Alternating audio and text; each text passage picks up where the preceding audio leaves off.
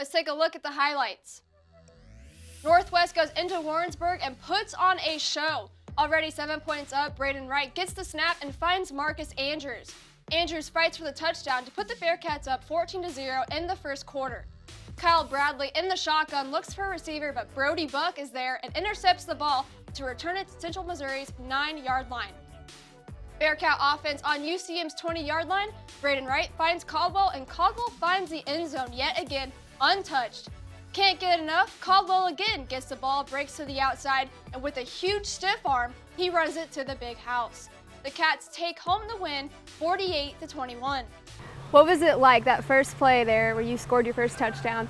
Getting the ball from your brother who was going down, being sacked, he pitches it off to you and you run it in. What was that like? It's just one of those things that you'll never forget. What has it been like to be on the same team again as your brother, which probably hasn't happened since high school? Yeah, it's just kind of been the same thing, Do you feel like your leadership role has kind of changed this past year with, seeing more playing time and being on the field more?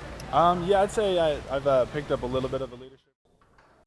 Thanks, Nolan. Our men's team met up with Minnesota State Mankato on Saturday again in the first round of the tournament. This year was a little different than last. Let's take a look at the highlights. Northwest opened their game play at the Central Region Tournament with a revenge game against the Mavericks.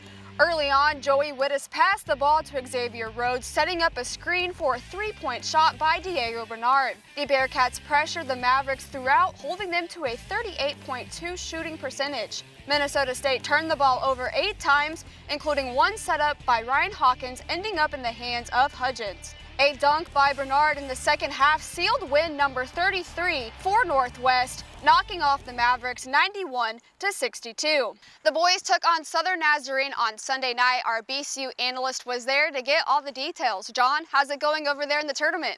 Most valuable player. Let's go down to Jenny. Yeah, John, I'm here with Ian Smith, and Ian, you dropped 22 today. Great. Congratulations, first off. You guys, this is your first appearance since 2015. What is it to you to be back at this level again?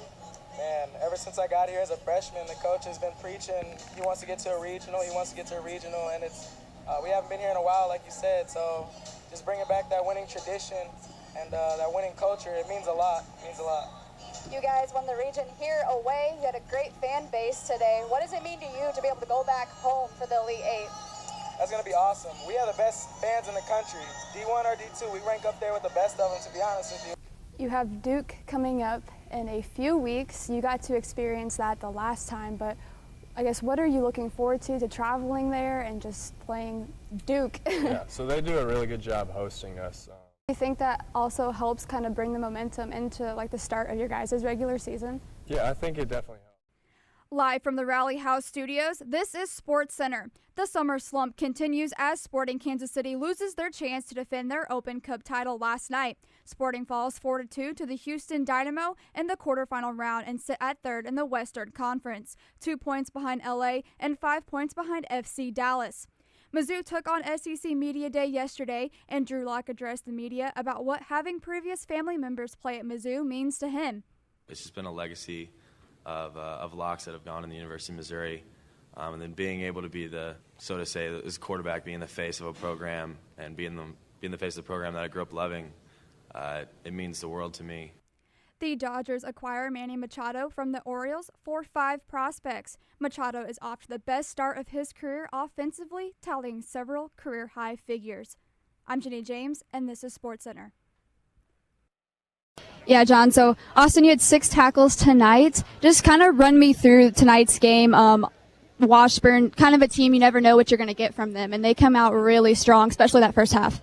Yeah, traditionally Washburn in the past, they've ran the ball against us and just been, put, a lot of guys in line of scrimmage and try to, make you stop the run. And then we watched their Linwood film a little this year, and we saw they were pretty dynamic as a passing team, and we knew they'd come out and throw against us and throw some good shots at us, and they did.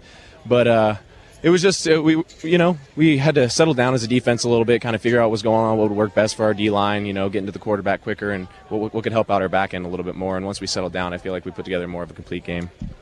You mentioned the passing game and D-line. You guys completely shut down that running offense. They really weren't doing much there. They had to turn to the passing.